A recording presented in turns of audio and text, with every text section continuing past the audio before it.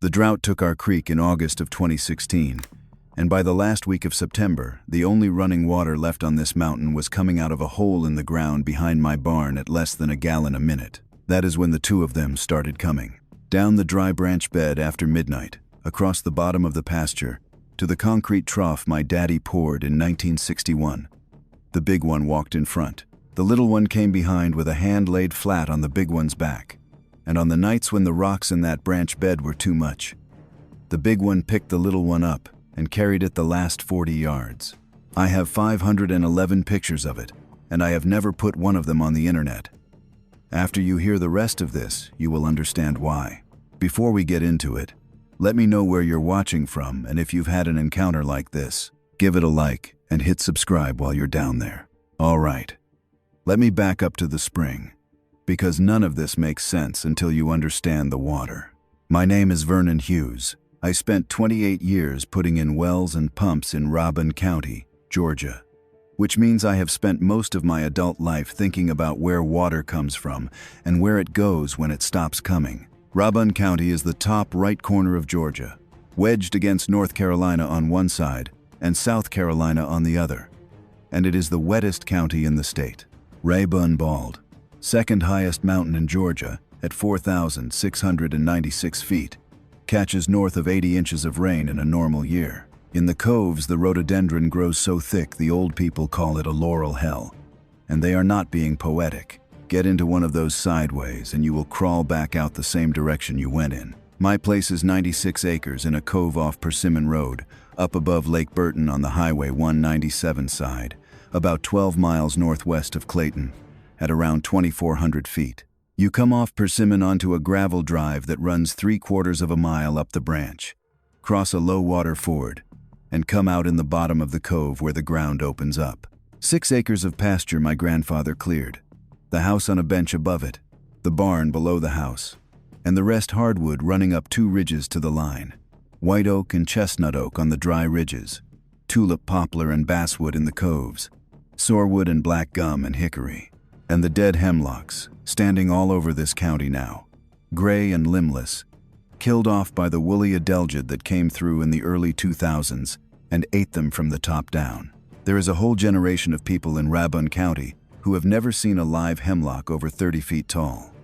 That matters later, so hold on to it. The spring comes out of the hillside about 60 yards behind the barn, in the notch where the 2 ridges pinch together. My grandfather boxed it in 1938 with poured concrete and a wooden lid. My daddy replaced the lid with galvanized sheet in the 60s.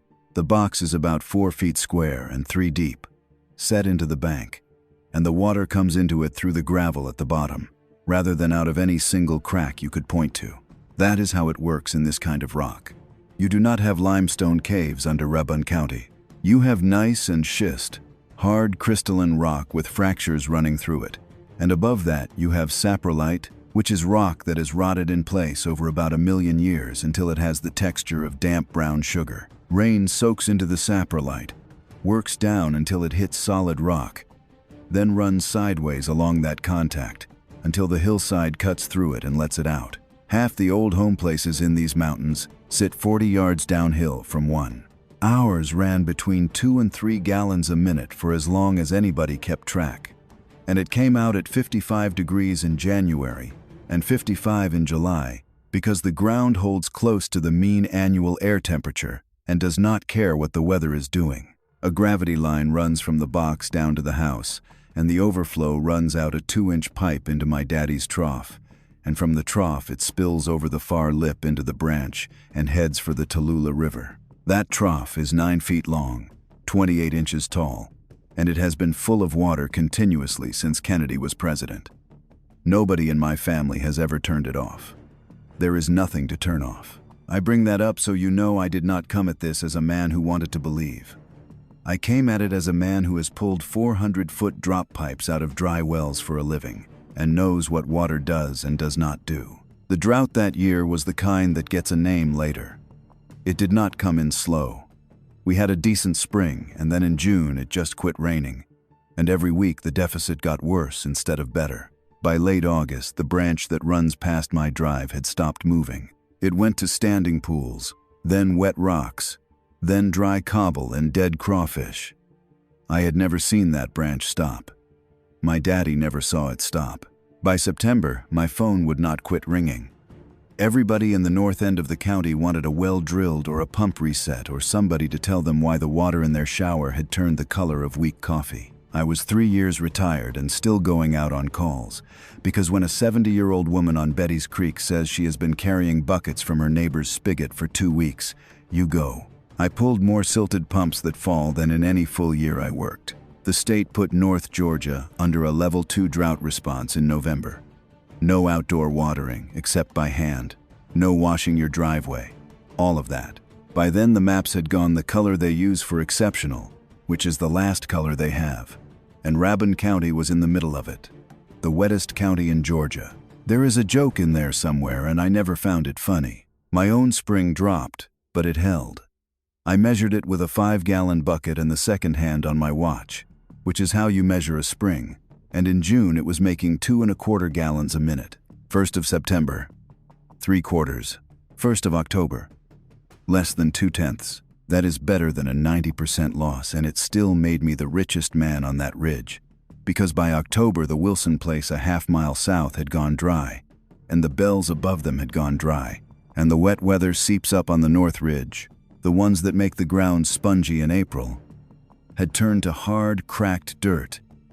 You could hit with a hoe and raise dust. Picture what that does to everything alive up here. The salamanders went first. We have more kinds of salamander in these mountains than anywhere on Earth, and most of them breathe through their skin, so they have to stay wet or they suffocate.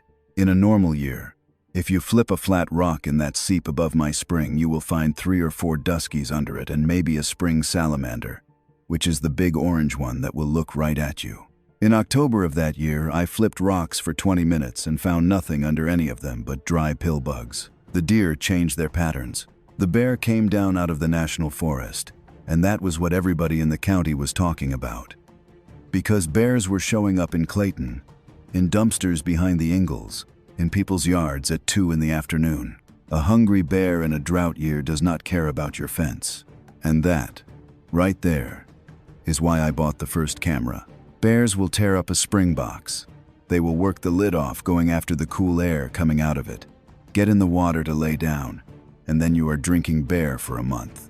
My box has a galvanized lid with 2 lag bolts through the lip into the concrete. And in the second week of September, I went up there to check the screen on the intake and found the lid sitting cockeyed. It was still on the box and it was still in one piece, just a couple of inches out of square. The way a lid sits when somebody has lifted it and set it back down and did not care much about how it landed. I put it right and snugged the bolts. A week later it was cockeyed again. Same direction, same amount.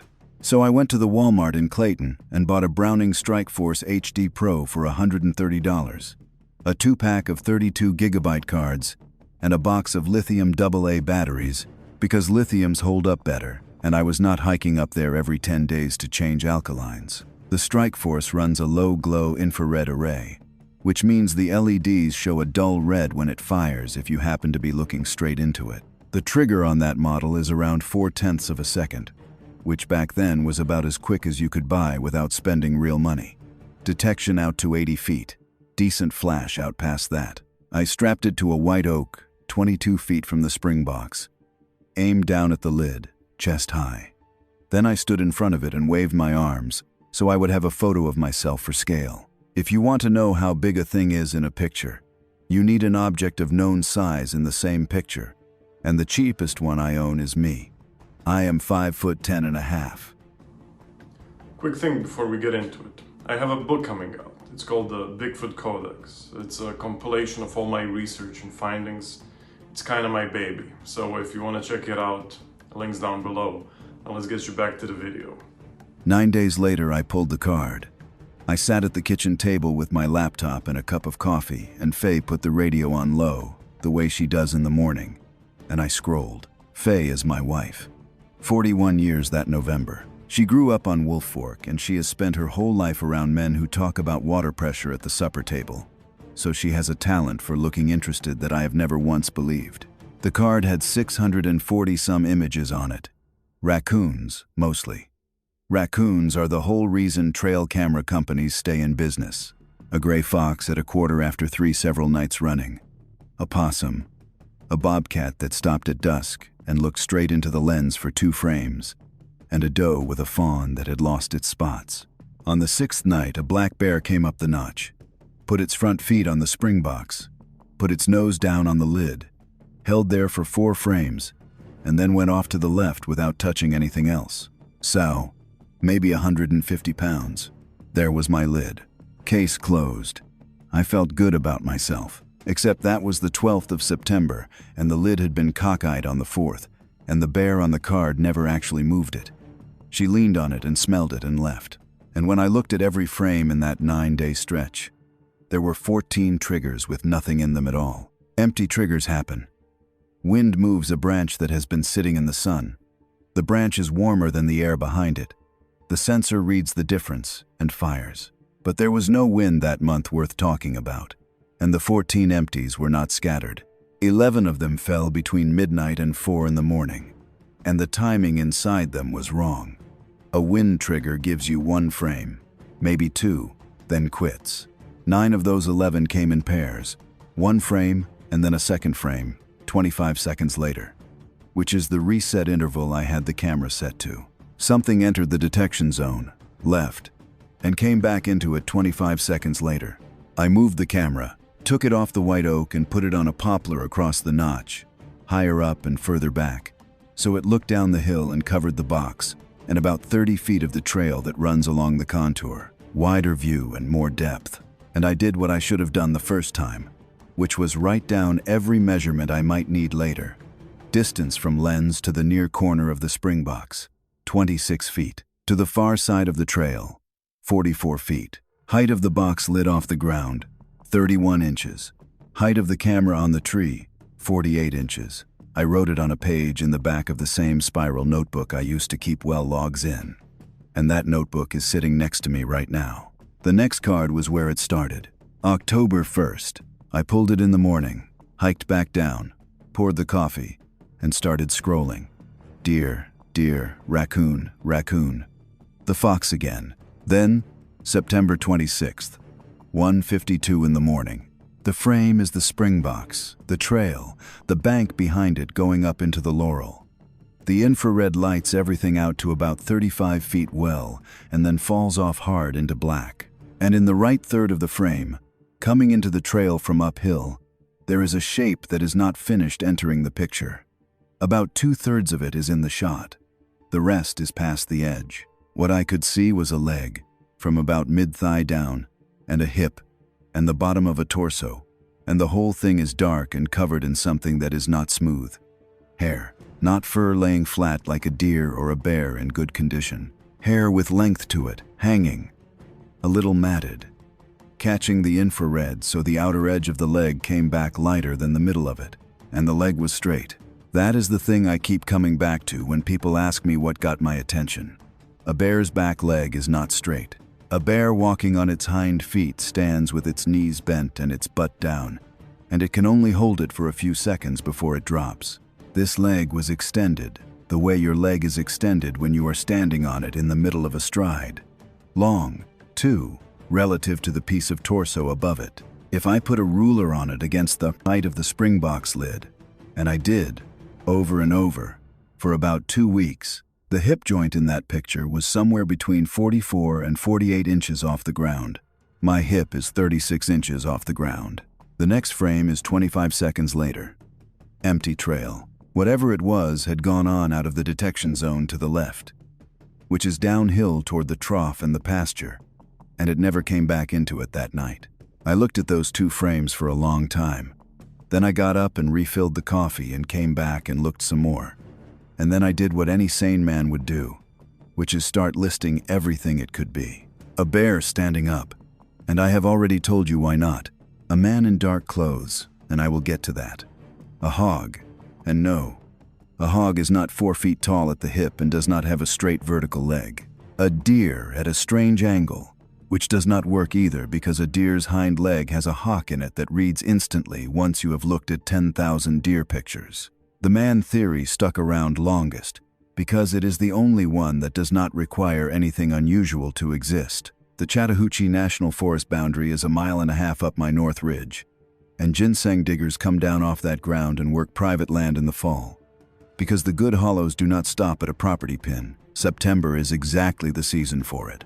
So my working answer, for about 10 days, was that a sang digger had come down my north ridge, worked the cove, gotten thirsty, opened my spring box for a drink, and walked out. Twice. In the middle of the night, I did not like it, but I could say it out loud without feeling foolish. And at that stage, that was the only test I had. The trough is what broke that theory, and it broke it with arithmetic.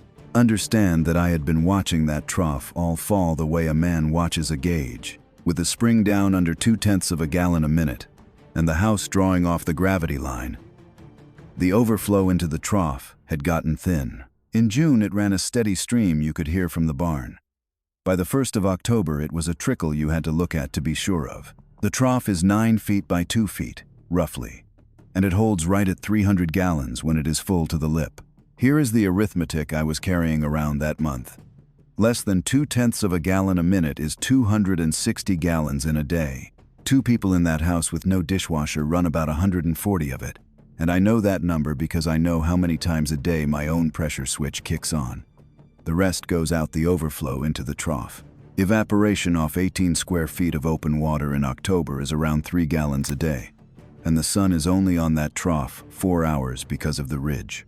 So the trough should have been sitting at the lip and spilling a little every day, and it had been, all my life. It quit spilling on the 8th of October. I noticed because the wet spot below the far lip, which has had moss on it since before I was born, went dry and the moss turned brown.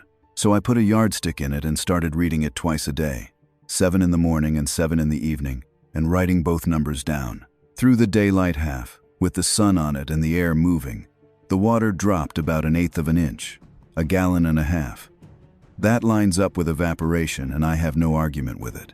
Through the dark half, with no sun, cooler air and the humidity up, it dropped 3/4 of an inch, 8.5 gallons.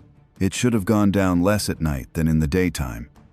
It went down 6 times more. 7 gallons a night, every night, was leaving that trough between dark and daylight. A leak is the first thing you check, because on paper that is what this looked like. I drained it down to the last few inches with a shop vac and a bucket, and went over every square foot of the inside with my hands and a flashlight.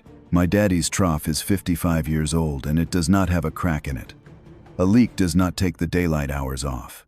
I checked the pipe. I checked the joint where the pipe comes through the wall. I checked the ground below it for a wet spot and there was none. And in a drought like that, a leak would have advertised itself with the only green grass on the mountain.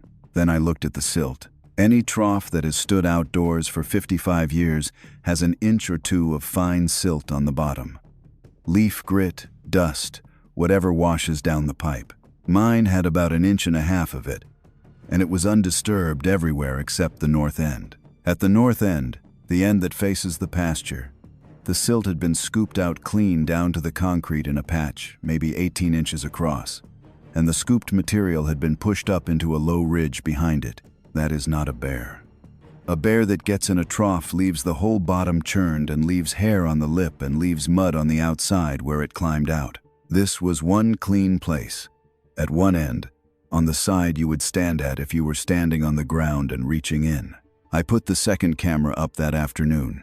Bushnell Trophy Cam HD Aggressor, the no-glow version, which I bought used off a man in Tiger for $80 because he had switched to something with a cell radio. And cell radios are a joke up in that cove. I went no-glow on purpose that time. The Browning shows red when it fires, and I had begun to wonder how much that mattered. There is no signal at my house. There is no signal on the drive. If you want to make a phone call on my property, you walk up to the pasture gate and stand on the mound where the old silo footing is. And even then it is one bar and it comes and goes.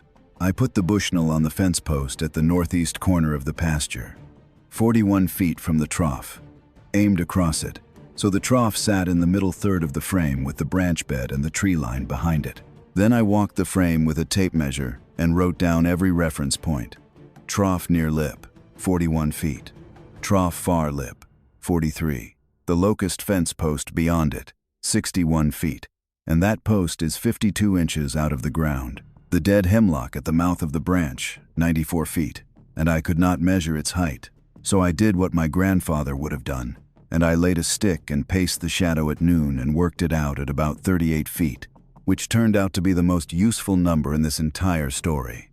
2 cameras, one at the spring box looking down the notch, one at the pasture corner looking across the trough, both set to 3-frame bursts with a 25-second reset.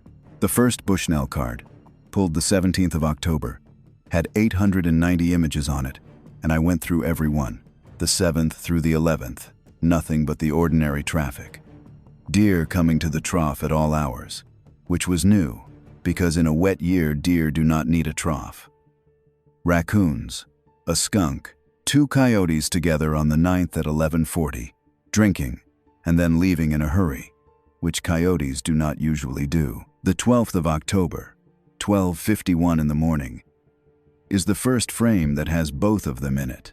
I need to describe this one carefully, because it is the picture I have looked at more than any other, and it is not the clearest one I got. It is just the first. The frame is the trough, lit well, and the fence post behind it, lit fair, and the tree line behind that going to black. Coming in from the right, from the direction of the branch bed, are 2 forms. The near one is at about 50 feet, past the trough, and it is upright, and it is tall enough that the top of its head is above the top of the locust post.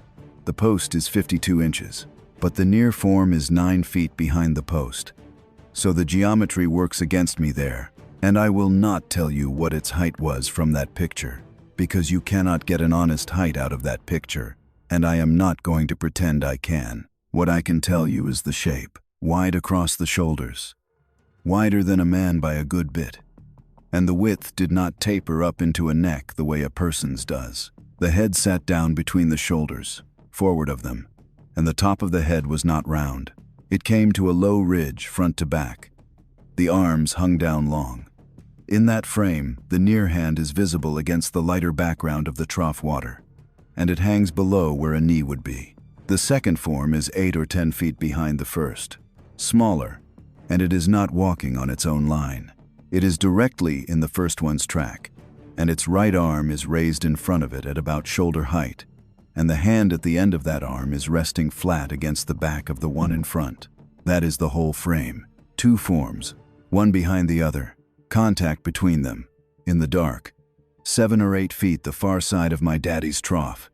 At 12:51 in the morning on the 12th of October, 2016. The next frame in the burst is 1 second later, and it is worse in every way that matters, because it is blurred.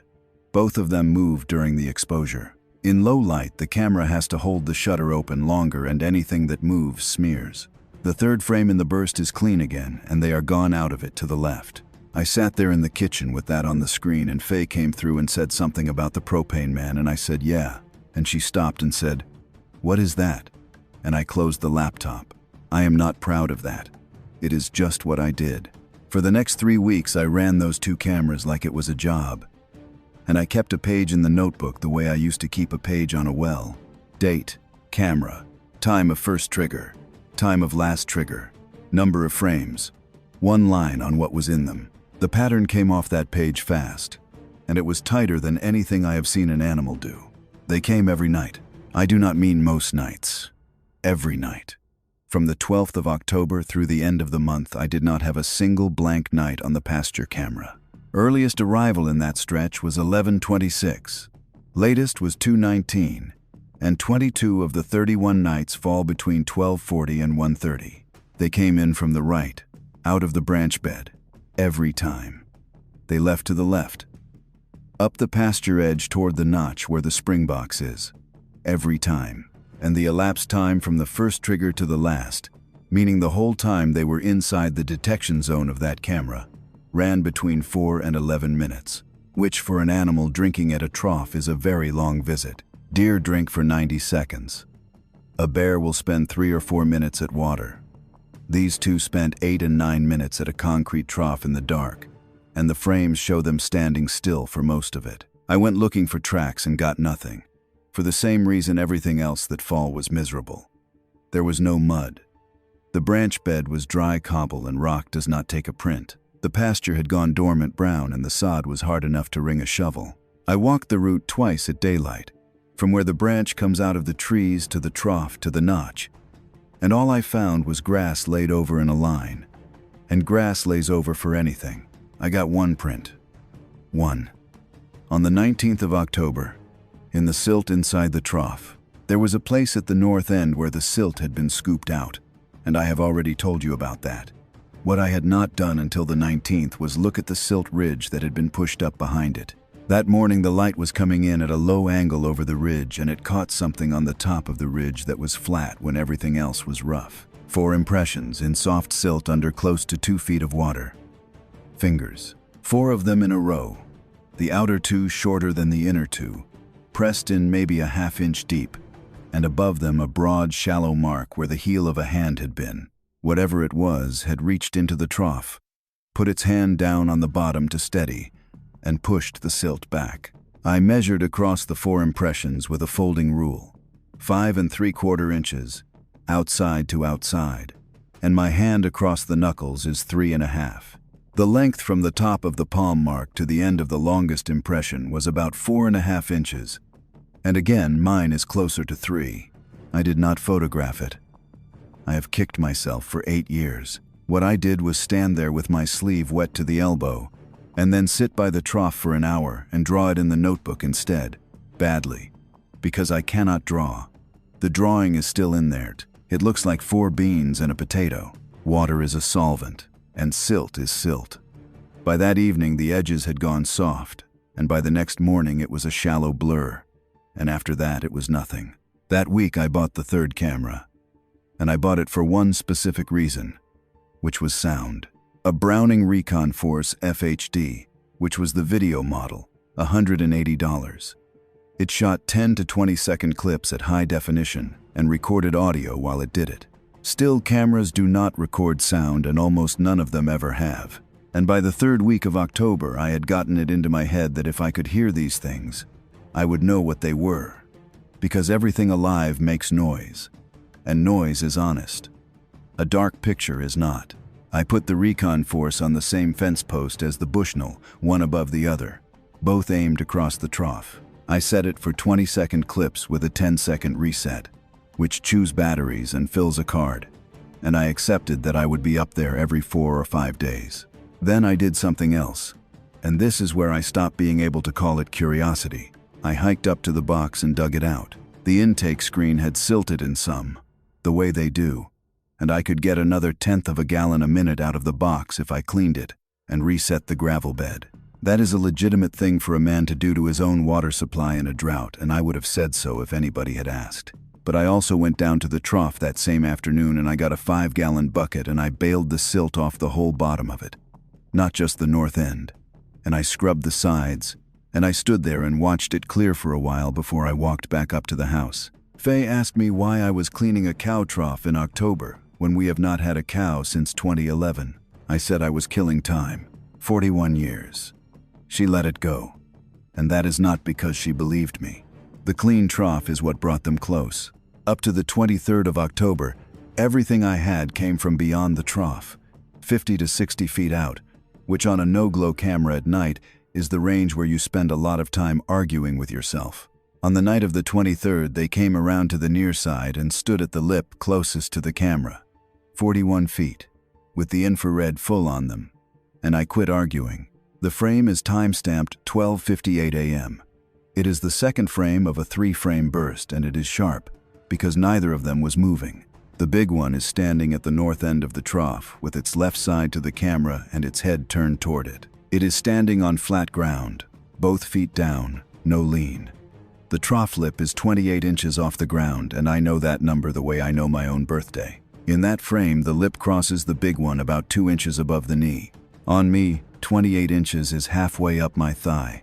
Work knee height up through the proportions the picture actually shows you, and you land somewhere around 7'6". I have run it 100 ways. I have run it against the locust post at 61 feet, and against the dead hemlock at 94. It never comes out under 7'2", and it never comes out over 8'3". And any tall man reading that will understand why I could not file this under trespasser. It was covered in hair from the top of the head down, and the length of it changed depending on where you looked. Longer over the shoulders and down the outside of the upper arms. Shorter and tighter on the forearms and across the chest. And there was a place low on the left side, below the ribs, where it looked thin, almost bare. A patch maybe the size of a dinner plate that the infrared came back off brighter than the hair around it. Old wound, mange, rub, I have no idea. The chest was deep front to back, not just wide. The shoulders came up and then the head went forward off them instead of up off them. There was no neck to speak of in the outline. The head had that ridge on the crown running front to back, and the brow came out over the eyes as a hard shelf, and below the brow the face fell back and then came forward again at the mouth. But not far. Nothing like a bear's muzzle, closer to a man's face that had been pushed in the middle and pulled at the jaw. The arms were what I could not put away, standing straight, both arms hanging. The hands ended below the knees. On me, standing straight. My fingertips end at the middle of my thigh, and my arms are long for my height. I have measured that against the picture with a rule and a piece of string more times than I want to admit. The other one is at the far end of the trough, on the same side, about 7 feet from the big one, and it is different in every way that would matter to a doctor. It is shorter.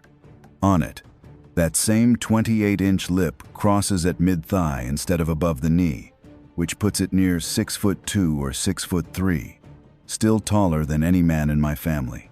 It is thinner through the chest and the shoulders sit at an angle. The left one carried lower than the right. Its back is not straight. There is a forward curve from the shoulders up through where the neck would be, so the head hangs low and out front. And I have watched enough old men walk out of a mine shaft or off a mill floor to know exactly what that curve looks like on something that has been alive a long time. The hair on it was lighter, gray coming in through dark rather than gone white, heaviest over the shoulders and around the sides of the face, thin and patchy down the arms, so the shape of the arm showed through, and its face was pointed straight at the trough, 6 inches off the water, and its hand was flat on the lip, not gripping the lip, flat on it, palm down, fingers spread, sliding. The third frame of that burst is 25 seconds later and it shows the same thing. The hand has moved 8 or 10 inches along the lip toward the near corner, and the head has come with it, still 6 inches off the water, still aimed down at the concrete. I looked at those 3 frames from about 6 in the morning until Faye got up, then made breakfast and did not eat any of it, then went back and looked some more. Here is what I would like you to understand about that morning. I did not think the word. Not that morning. What I thought was that there were 2 animals of a kind I could not name using my water, that one of them was much larger than the other, and that the smaller one was old or sick, and that I had a problem I did not know the size of yet. Then I did the thing that changed it from a problem into whatever this has been ever since. I zoomed in on the faces. You do not get much from zooming in on a trail camera image. All you get is bigger squares. But eye shine does not need resolution. Eye shine is the brightest thing in a night frame, and it survives magnification better than anything else in the picture. Because it is not detail. It is raw light coming back at you. Most animals that are out at night have a mirror behind the retina called the tapetum lucidum. Light goes in, misses, hits the mirror, goes back out through the retina, and gets a second chance. That is why a deer in your headlights has 2 coins hanging in the dark. It is why a coyote goes green and a possum goes red-orange and a spider on your lawn at night is a pinpoint of white.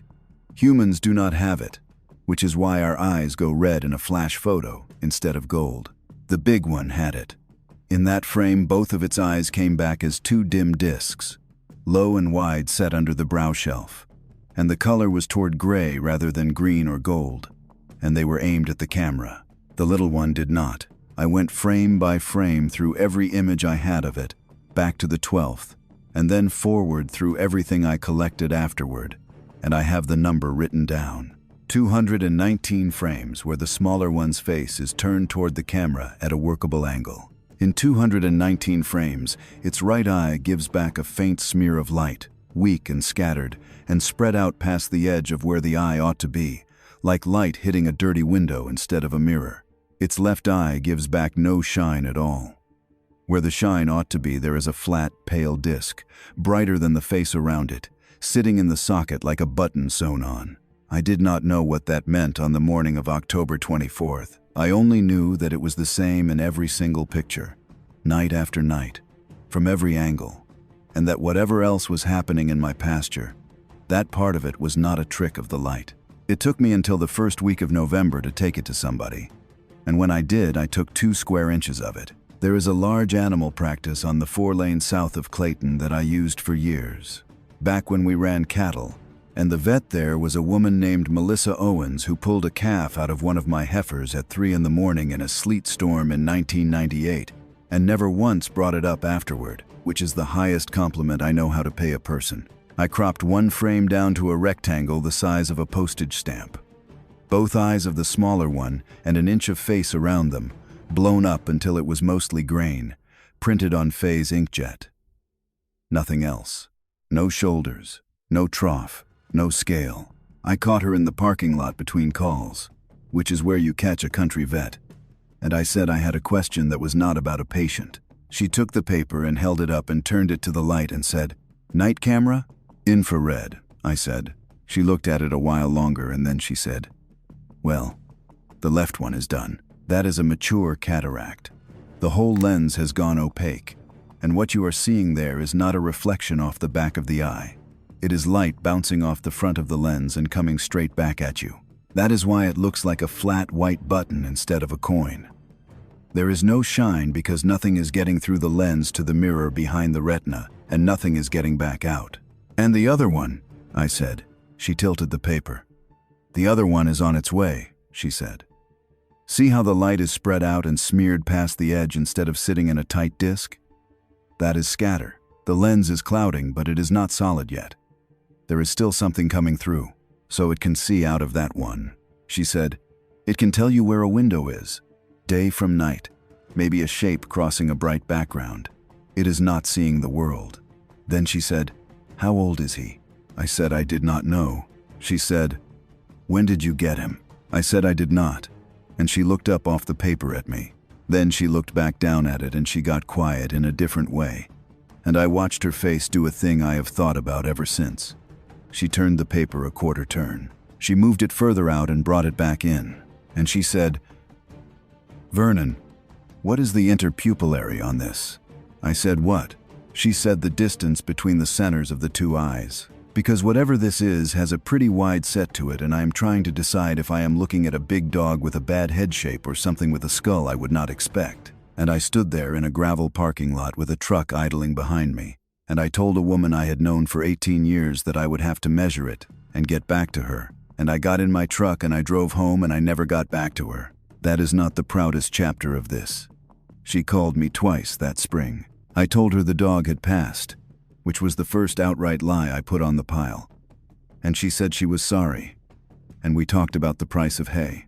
For the record, since I finally did work the number out, from the geometry of the frames I have where its face is square to the lens, the distance from the center of one eye to the center of the other on the smaller one is somewhere between 4¼ and 4¾ inches. Mine is 2½. An adult mountain gorilla runs somewhere around 3½. And there are no mountain gorillas in Rabun County, Georgia. And if there were, one of them would not be blind and 8,000 miles from the Virunga Range in the middle of a drought. I made one other call that month and I will tell you about it because of what it took off the table. I called the Wildlife Resources Division office and asked a technician a general question about black bears, whether there was any documented case of a bear leading another bear, guiding it, keeping contact with it while traveling. He was patient about it. He said sows travel with cubs and cubs follow the sow, which is contact in the sense that they are close, but there is no leading. Bears do not guide each other. A blind bear does not survive its first winter. An old bear with cataracts goes down at a food source and stays there until something kills it. Then he asked if I had bears getting into something, and I said I had bears in the corn, which was true, because everybody in the county had bears in the corn that fall. By the end of the first week of November, I had 3 things I could not put anywhere. The first was that the smaller one was blind or close to it, in one eye completely and in the other nearly. And I had that from somebody who does eyes for a living and who did not know what she was looking at when she said it. The second was that it was still alive. Something with 2 dead eyes was moving through a mile of laurel and deadfall and dry creek rock in the dark. Every night, and arriving at my trough on a schedule you could set a clock by. The third was the part I had been walking around all along, which was how it was doing that. The video camera answered part of it, and I have wished 100 times that it had not. The recon force ate through a card fast, and I was pulling it every 4 days. Most of what was on it was 20-second clips of deer, and deer on video are hypnotizing and useless. I sat through hours of them. Then on the 6th of November, 1:07 in the morning, I got 22 seconds that I have watched more than I have watched anything else in my life. The clip opens on the trough with nothing in it. 4 seconds of that. Then the big one comes into the right side of the frame and stops. It does not stop the way an animal stops. A deer stops all at once, and its head goes up. This came to a halt one part at a time. The near foot planting, the weight rolling forward over it, the far leg swinging through and setting down, the body carried level the whole time. That is the thing about the walk that I could never get across in a still picture. There is no bounce in it. When I walk, my head goes up and down about 2 inches with every step, because my knee locks straight at the bottom and pitches me over it. This thing's knees stayed soft through the whole stride, and its head traveled across the frame flat, like it was on a rail. It stops at the near corner of the trough, turns, and looks back the way it came. And then you hear it. The audio on those cameras is nothing to brag about. It is a pinhole microphone in a plastic housing, and it picks up wind and its own motor. But on that clip you can hear the branch bed, and rock going over rock is a distinct sound. Slow, one at a time. None of the rattle you get when an animal crosses a creek bed at speed. It is the sound of weight being set down on a rock and tested before the next step. At 11 seconds in, the big one makes a sound. It is low, lower than a man can make. It is 2 notes, the second one lower than the first, held for maybe a second and a half total, and there is no edge on it. It is not a call. I have heard bear, and I have heard a bobcat in the yard at midnight, which is a sound that will take 10 years off you, and it is neither. The closest I have ever come to describing it is the noise a big diesel makes when it is idling under a load, coming up through the ground rather than through the air. 2 seconds after that, from off frame in the direction of the branch, something answers. Shorter, higher, 1 note, and then the smaller one comes into the frame at the right edge, and it comes in with its right hand out in front of it at chest height, sweeping, palm forward, moving side to side in a slow arc as it walks. There is one reason anything moves its hand like that. The big one waits. It does not go to meet it. It stands at the corner of the trough and makes the low sound once more, shorter. And the smaller one comes to the sound, and its sweeping hand finds the big one's forearm and stops. Then the big one turns and puts its own hand on the trough lip, and the smaller one's hand slides down off the forearm and onto the concrete, and it lowers its head and drinks. 18 seconds in, the clip runs out at 22. I watched that at the kitchen table on a Tuesday morning with the sun coming through the window over the sink, and my hands went cold from the fingers back to the wrists, and stayed that way long enough that I got up and ran hot water over them. I put the 4th camera in the branch bed that day. A Moultrie A30i. A cheap camera, $60. And I would not have trusted it for anything except that all I needed was a trigger and a picture. I strapped it to a river birch at the edge of the dry channel about 90 yards below the pasture gate, aimed up the bed at a place where the channel narrows between 2 boulders, and the bottom goes from cobble to a jumble of rock the size of 5-gallon buckets. If you are walking that bed in the dark, that stretch is where you will slow down. It took 2 nights. November 8th, 12:41 in the morning. 3 frames, 8 seconds apart because the Moultrie is slow.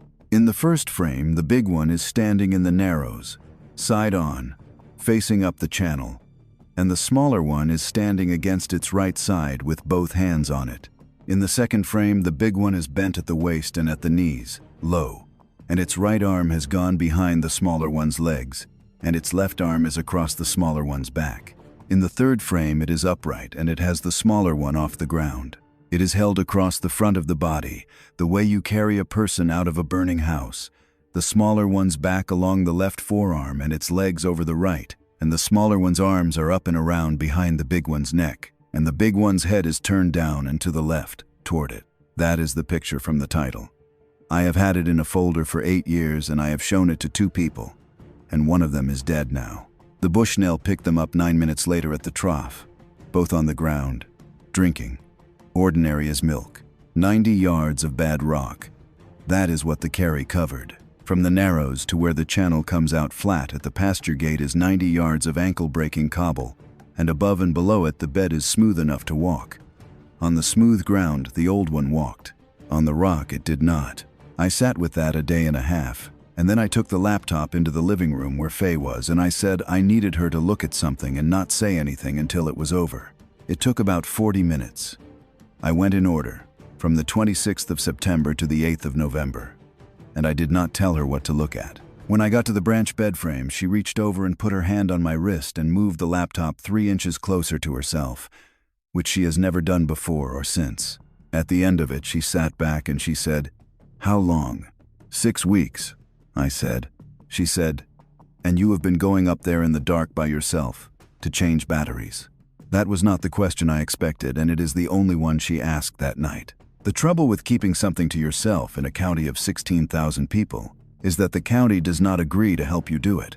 Bobby Dixon has a place on the far side of Persimmon. He runs a backhoe and does septic work, and he has hunted the ridge above my north line since we were both in high school.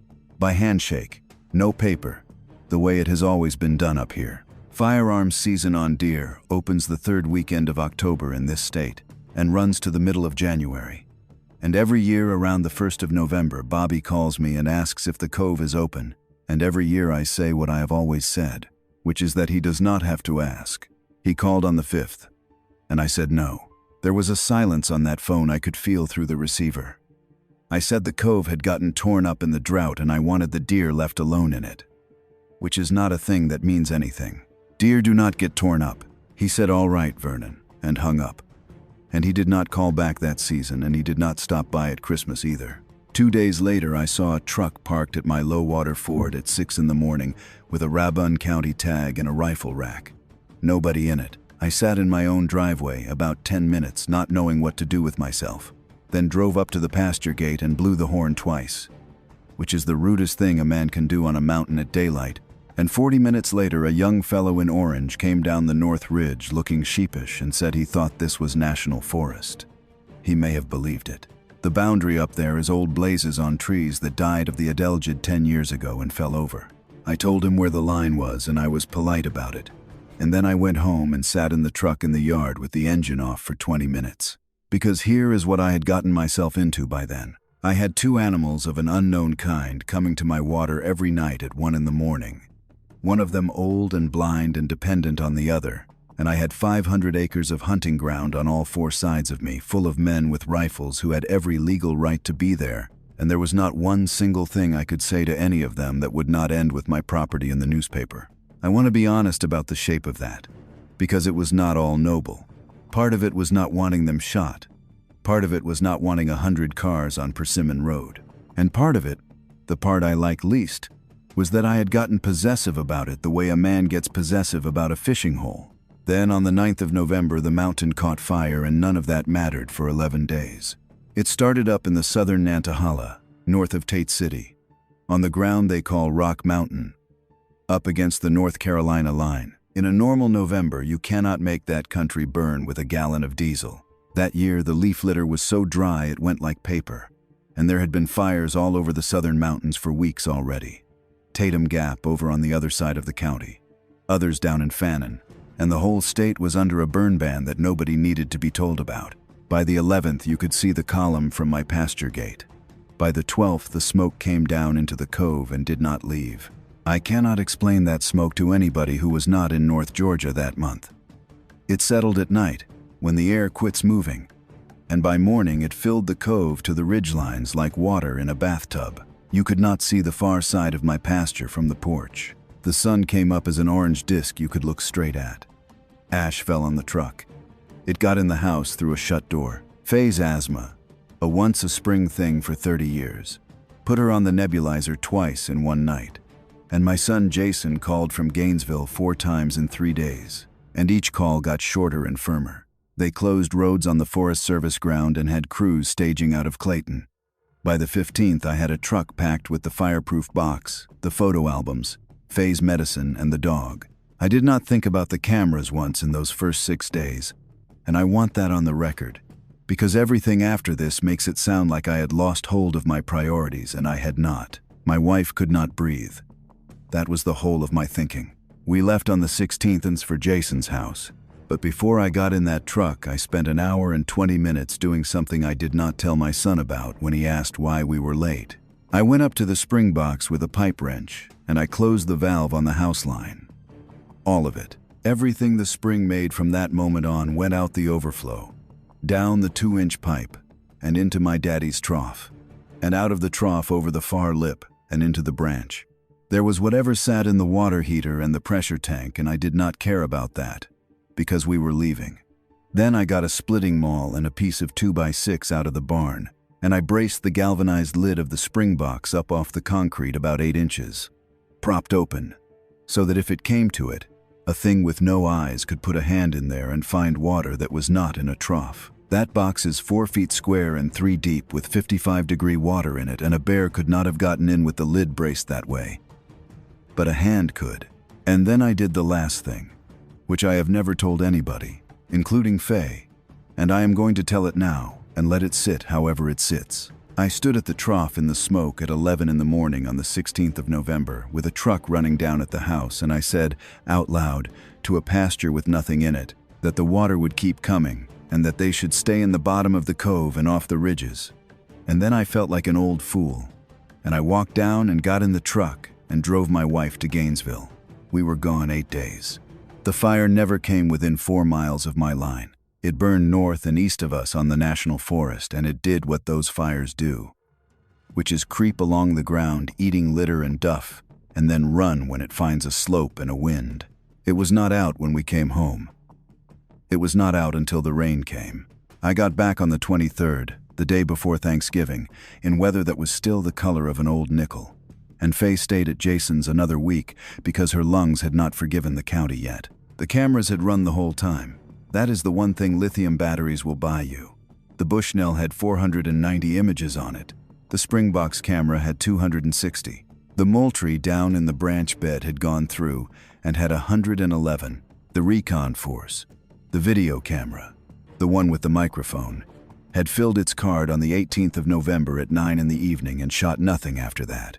20-second clips at high definition will fill 32 gigabytes in about 2 weeks, and I knew that, and I had not swapped it before we left because my wife could not breathe. I will not apologize for it, and I will never stop thinking about it. They came every night we were gone. All 8. The smoke changed the pictures. Infrared is light, and light in smoke does what headlights do in fog. The particulate throws it back at the lens, and you get a bright haze up close and nothing past 20 or 25 feet. Half the frames from that week are white soup with a dark shape in the middle. My working range went from 40 feet down to about 20, which meant that for the first time all fall, everything I got was close. Their schedule moved. Through October and the first week of November, they had been arriving between 12, 40, and 1:30, tight as a shift change. During the smoke, they came between 2 and 4 in the morning, and I think that is exactly what you would expect, because the smoke laid down hardest in the first half of the night and thinned some toward daylight when the air started to move again. They found the Springbox, the 17th, 3:02 in the morning. The camera on the poplar above the notch, 26 feet out. The big one is kneeling, both knees on the ground, which I had never seen it do. Its left hand braced on the concrete rim and its right arm down inside the box past the elbow. The 2x6 I had wedged under the lid is visible at the right edge of the frame, still in place, holding the galvanized up at the angle I left it. The next frame, 25 seconds later, it has its arm out and it is turned. And the smaller one is beside it, with its hand on the big one's shoulder, and the big one is guiding that hand down to the rim of the box. I sat and looked at that with a plate of Faye's leftover dressing going cold beside me, and I did not eat any of it either. The 19th is the night I have never gotten past. 2:51 in the morning. The Bushnell fires and the smaller one is in the frame, at the near end of the trough. Alone. Alone. No big one. Not in that frame. Not in the next. Not in any of the 68 frames that camera took over the following 26 minutes. What it does in those 26 minutes is the reason I still fill that trough 8 years later. It comes in from the branch with its right hand out, sweeping. It reaches the trough. It puts its hand on the lip, and it drinks. And that part is ordinary. Then it turns around and it starts back the way it came. And after about 15 feet, it stops. The frames from there are the hardest thing I own. It turns left. It goes 8 or 10 feet and stops. It turns again.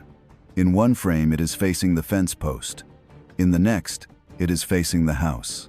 In the next, it is back at the trough with its hand on the lip again.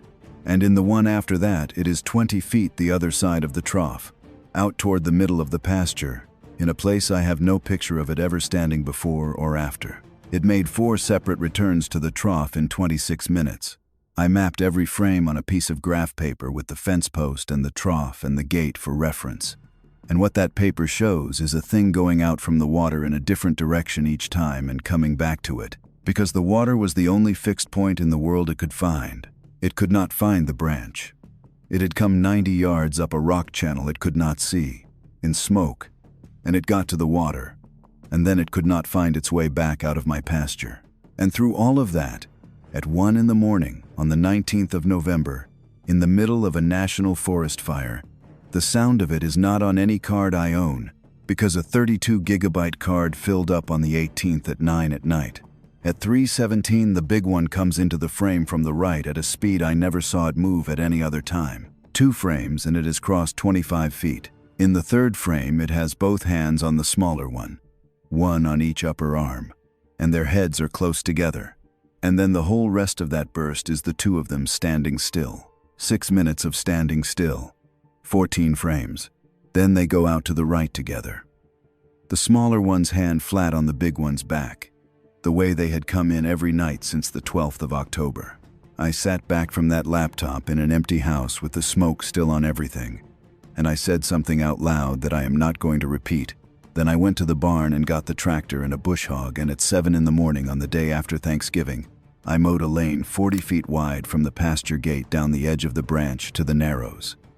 In the smoke, coughing, in a county under a burn ban and a drought response, cutting brush nobody had asked me to cut. It took 2.5 hours. I could not tell you what I thought I was accomplishing. I was 63 years old, clearing a path for something I could not name so it would have an easier walk in the dark. The rain came on the 29th of November, and it came hard enough to end the argument. That was the same system that finally put out what was burning over in Tennessee. The fire that had come down into Gatlinburg the night before, which was on the television in every house in these mountains that week, and which is the reason nobody around here remembers November of 2016 as anything but smoke. We got somewhere between 2.5 and 3 inches in about 30 hours. It ran off the top of that hard ground for the first 8 hours and did nothing but move gravel around. And then the saprolite started to take it, and by the 2nd of December, the branch had a thread of water in it for the first time since August. My spring came back slow. 0.3 of a gallon a minute on the 1st of December. 0.9 by New Year's. It did not reach 2 gallons until the middle of March, and it was the following winter before it ran like it had run all my life. Groundwater has a long memory. It does not care that it rained last week. The trough ran over the far lip again on the 4th of December. I stood there and watched the wet spot spread out under it, and I felt better about that than I have felt about most things. They kept coming for a while after there was no reason to. There was water everywhere by the middle of December. Every seep on that mountain was running. The branch was up. They did not need my trough, and they came anyway. And I have turned that over more than any other part of this. My best answer is that the route was the route by then. 11 weeks of walking the same 90 yards of rock to the same concrete box every night is a thing that gets into whatever they use for a habit, and the old one especially. If you cannot see, then a path you have walked 200 times is worth more than a river you have to find. The last frame with both of them in it is the 9th of December, 12:54 in the morning, and there is nothing special about it. They come in from the right. The old one has its hand on the big one's back. They drink. The big one stands at the north corner with its head up for 2 minutes while the old one drinks. They go out to the left. 41 frames, 6 minutes, and then the pasture is empty and the camera does not fire again until a doe at 4:20. After the 9th I have the big one, and I do not have the other one, in any frame, from any camera, in 8 years. It came alone on the 11th, the 13th, the 14th, the 17th, and then on the 21st of December it came at 1:08 in the morning and it stayed at that trough for 41 minutes. The Bushnell fired 94 times. I have looked at every one of them. It stands at the north corner, the one the old one drank from, where the silt was scooped clean back in October. It puts one hand on the lip. In 11 of the frames its head is turned back toward the branch bed. In none of the 94 frames does it lower its head to the water. 41 minutes, and it did not drink. Then it went out to the right, back the way they came in, and it was 3 weeks before the cameras got it again. I am going to say the word now because you have been waiting on it since the title, and it is not fair to make you wait any longer. I do not like the word. It has a cartoon attached to it. It has men in ghillie suits on television yelling into the dark, and it has a fiberglass statue outside a gift shop on the 4-lane. And none of that has one thing to do with what walked up my branch bed in the fall of 2016. But there is no other word in English for a hair-covered upright animal 7.5 feet tall in the southern Appalachians, and if I refuse to use it, I am just being precious about it. So, Bigfoot. 2 of them. An old one that could not see, and a big one that carried it to water for 11 weeks in the worst drought this county has had in living memory. What I actually believe is smaller than the word and harder to say. I believe there was a thing in these mountains that got old and went blind and could have died of thirst in September, and did not, because something else brought it to my daddy's trough every night. Whatever else that is, it is not a monster story. The big one is still around. That is the plain truth, and it is less dramatic than you might want it to be. It has never come every night again since that December. In 2017, the cameras got it 11 times. In 2018, 6. In 2019, 2. There were 2 years in there, 2020 and 2021, when I got nothing at all, and I put the cameras away in the barn and told myself I had put a period on it. Then in August of 2022 we had a dry stretch, not like 16 but dry, and the trough went 2 inches down from the lip, and I put the Bushnell back on that fence post out of nothing but stubbornness, and on the 9th night it walked into the frame at 11:40 in the evening and drank and left. It has more gray in it now, around the face and down the outside of the shoulders. That is not me reading into it. I have put frames from 2016 and 2022 on the same screen and the difference is there. I told Bobby Dixon in the spring of 2019. I drove over to his place on a Sunday with the laptop on the seat, and I sat at his kitchen table and I told him why I said no to him in November of 16. And then I showed him, and he did not say a word for a long time, and then he said, "Well, that explains the bush hogging. Somebody had seen me mowing in the smoke, and it had gone around the county as evidence I was losing my grip." Bobby died in the spring of 2022.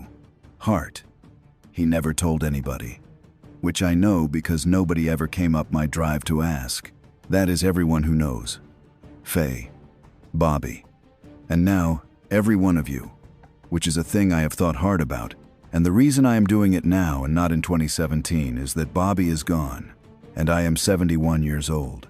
And it seemed to me that the 2 choices left were to say it plainly or to let it go in the ground with me. You will notice I have not put a picture up anywhere, and I am not going to. I have thought about what 100 cars on Persimmon Road would do to that cove. Mostly I have thought about a thing standing at the north corner of a trough for 41 minutes without drinking.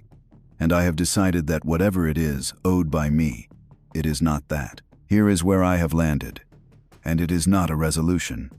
Because nothing resolved.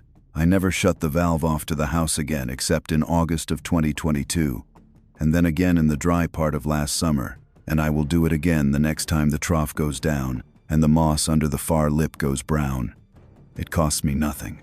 The spring makes what it makes, and the house takes a fraction of it, and the rest of it is going to the Tallulah River either way. It might as well go through my daddy's trough on the way. Every spring I brace the box lid up off the concrete about an inch with a shim. Not 8 inches like that November, just enough that a hand could go in if a hand needed to. I take the shim out in November when the leaves quit falling. It is a small thing and it is probably useless, and I do it anyway. I still pull the card off that fence post the first Saturday of every month. I still sit at the same table with the same coffee, and Faye still puts the radio on low. Most months there is nothing on there but deer and raccoons and a bobcat that has been working the pasture edge for 3 years. The last one I have is from the 4th of June this year. 10:22 in the evening, which is early for it. It comes in from the branch. Alone. The way it has come in alone, for 8 years. It stands at the north corner and it drinks. And then it stops and it turns its head and it looks at that camera on the fence post. At 41 feet, and it has looked at that camera 100 times, and I have never once been able to tell you what is behind it. Then it goes out to the right. And the next frame is empty pasture and a fence post and a dead hemlock at 94 feet. And I close the laptop and I finish my coffee. The water is still running. That is the only part of this I ever had any say in.